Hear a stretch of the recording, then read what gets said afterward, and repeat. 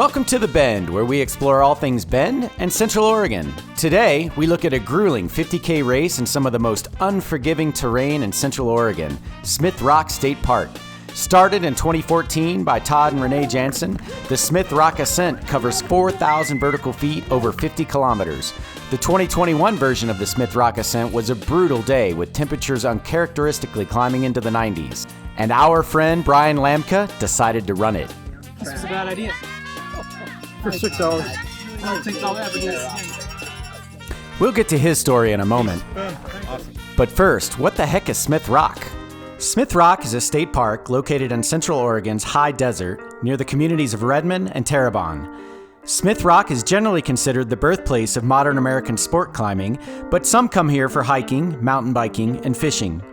Regardless of why you come to Smith Rock, it is one of the gems of Central Oregon and a beautiful place to visit. In fact, there's so much beauty here, it's hard to believe there can be so much pain. The famous hiking trail, though, is called Misery Ridge, and to give you an idea of the real misery of this race, this is Misery Ridge, and this is the 50K course.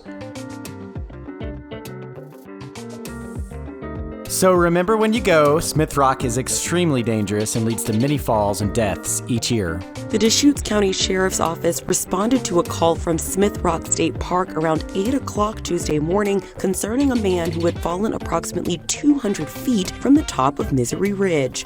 The 50K starts with a loop around the western side of Smith Rock and then climbs the long fire road to Gray Butte. Traversing around the western side of Gray Butte, racers hit the first of only 3 aid stations and prepare for the long climb to the top of the butte.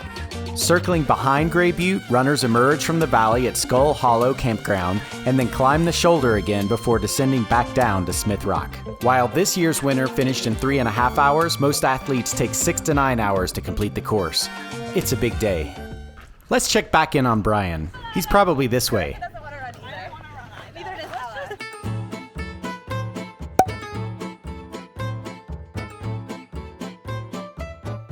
So how many miles you put in each week training for this? About 50.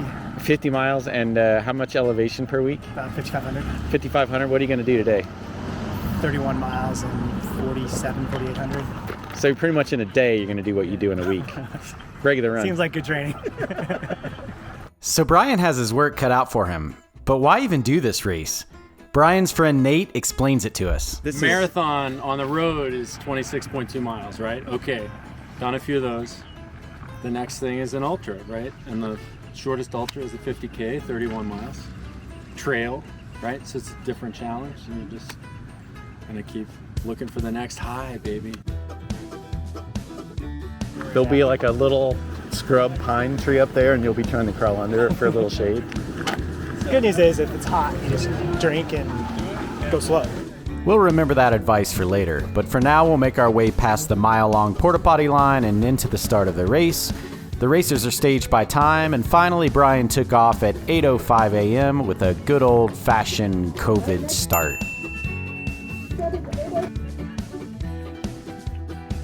To avoid the racers, Bark and I left the start area and drove to the backside of the course near Skull Hollow Campground at the base of Gray Butte. This allowed us to avoid the runners who were working their way clockwise around the butte. We transitioned to mountain bikes to get to the shoulder of Gray Butte, overlooking Smith Rock faster. And after a short ride along the southern face of Gray Butte, which by the way deserves its own show, we got our first glimpses of exactly what these runners were up against.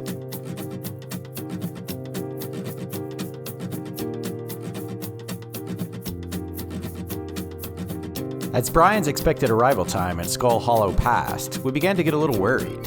Runner after runner came through, but no Brian. I decided to ride up the trail a bit to see how things looked. Before I left, however, Bark and I lucked into the most amazing thing. An entire car full of crazy people with blockbuster sweatpants and lime green t-shirts that read one thing on the back. Holy cow, that's intimidating. You are awesome, Brian crew. Up the trail, I finally found the Brian we were looking for and rode with him back to Skull Hollow. That's when the smurfed out Brian crew really showed what they were made of.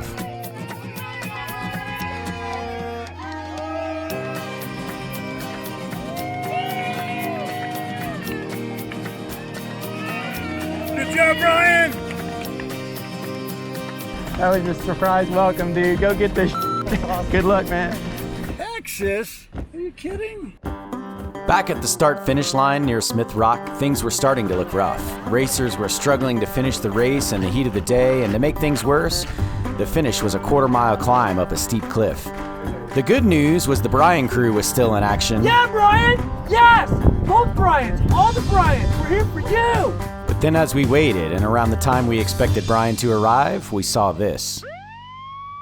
It had been a long, hot day. Bryan was struggling a bit 10 miles back, and we feared the worst. Our thoughts are with the runner who ran into a problem, but we were relieved when we finally found the Bryan we had been looking for.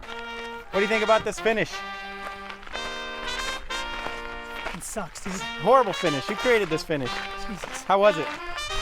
Terrible idea. Exactly what you expected? Way worse. Way worse than you expected. Should I try it next year? No. Dude, you did it! Incredible! Hold on, let me get to the top and then we can talk. Go, Brian! Woo! Brian!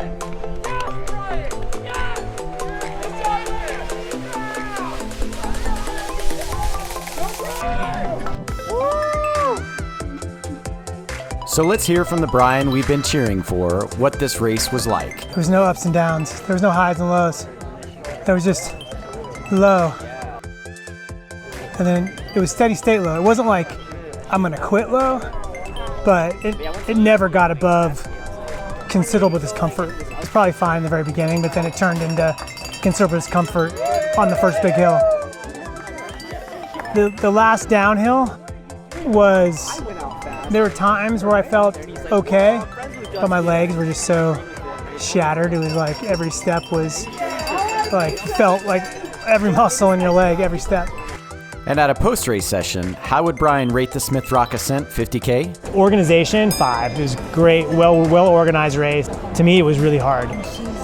So 5 on difficulty. Conditions, again, 5. Like the heat was a real X factor today. Enjoyment, didn't really enjoy it when I was running. I think with perspective and recovery, I'll look back and just remember like the amazing vistas everywhere, like the unbelievable views, the fact that I accomplished something like running 31 miles and 5,000 feet of elevation in the heat is gonna just feel great. What about the nostalgic enjoyment? We checked in with Bryan a few months later, and this is what he had to say. Every run is a learning experience. Smith Rock was hard, but in a different way than I expected.